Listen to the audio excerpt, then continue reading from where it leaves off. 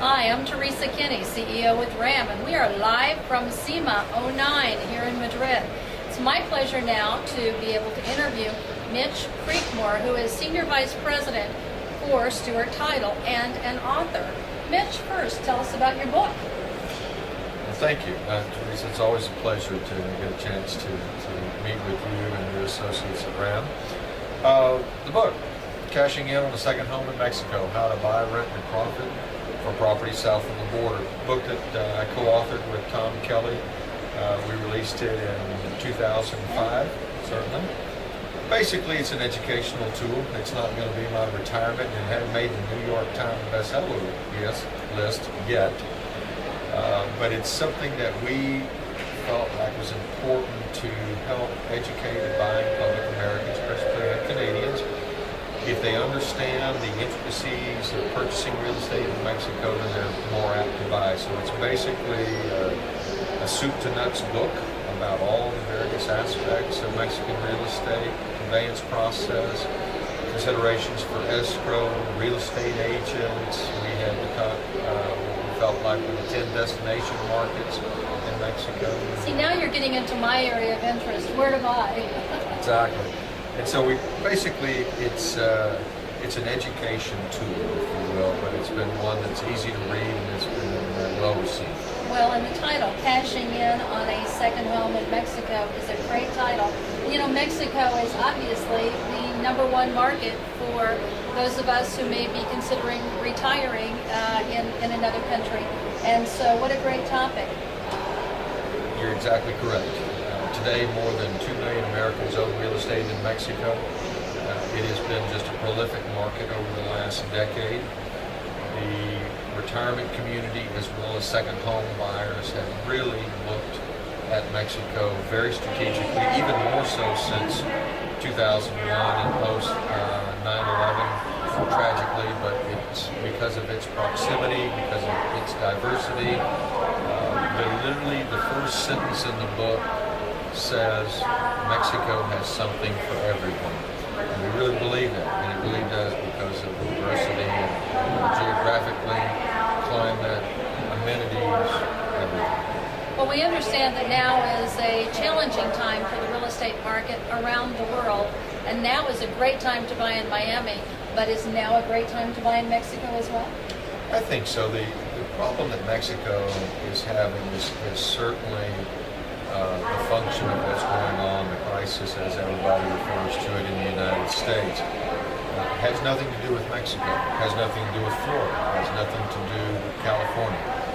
Unfortunately, what we're seeing right now in Mexico is the diminishment of activity because of U.S. concerns about our own domestic market. Are we going to see further reduction in prices? I've already seen a 30 or 40% diminishment in my personal net worth as a result of the stock market. So what we're experiencing in Mexico, regardless of the market, is a real apprehension about, is it the right time to buy? I really want to see my own situation in the U.S. stabilize. Let's see how we do economically back home, and then I'm going to start looking at that second home opportunity. Excellent. Why is Mexico a specialty for you? Does it tie into your role with Stewart Title? Oh, absolutely. We started the Mexico division of Stewart Title Guarantee 15 years ago, and for good reason. 15 years ago, 1994, what was going on in Mexico at that time? First and foremost, we had a change in Mexico's foreign investment laws. Basically, there was a liberalization of foreign ownership directly into many types of Mexican businesses, as well as fundamental changes with ownership, direct foreign ownership of properties, and also the liberalization of residential ownership within Mexico's constitutionally defined restricted zone. You also had the inception of NAFTA. NAFTA, even though it is a trade and tariff agreement, changed the perception and the viability of doing business in Mexico. So all of a sudden now, where before, if you and I wanted to be in business in Mexico, prior to 1994, we had to have a Mexican partner. Today, you and I can go down to Mexico, we can establish a Mexican corporation to do a myriad of businesses and business entities without having any participation from the Mexican side.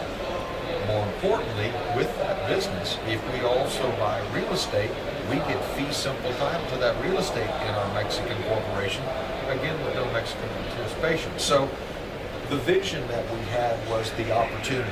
With these changes, Mexico is going to be prominently looked at as the next market that we need to expand and look at the opportunities that it presents, not only from a business standpoint, coupled with the incentives that NAFTA provides, but also from a real estate acquisition standpoint.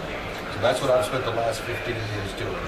Excellent. And I'll tell you, RAM members, that this is perfect timing because I was just meeting with the president and president-elect of AMPI, the National Association for Mexico, and we are looking forward to their interview and a much closer working relationship between RAM and AMPI to create more business opportunities for our members in both associations. And so it's a great market. Now, you mentioned Stewart Title also in Central America? Correct.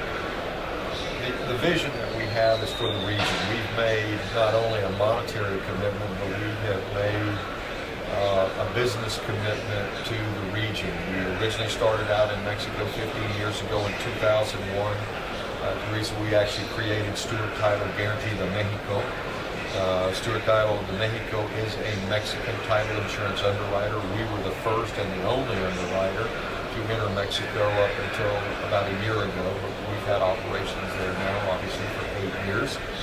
We went into Costa Rica 12 years ago. We expanded from Costa Rica into the Dominican, into the Eastern Caribbean. We now provide title insurance policies, escrow services, some financing considerations through our MAP Mortgage Alliance program for all of the Central American countries, including Belize, and throughout the region. It's very strategic because of the proximity that all of these countries have to the United States. Americans, Canadians are looking at the viability. Each country is unique unto itself. And so there are amenities and incentives for each of the countries that they provide. It's really a question of where do you want to be, what do you like? You'll see that a lot of the Floridians, as an example, do a lot of stuff in Panama. They've done a lot of stuff in Puerto Rico. They've done a lot of stuff in Costa Rica, in addition to Mexico. So all of these countries have great viability, and we knew that we needed to expand and be a part of that business community. Very good.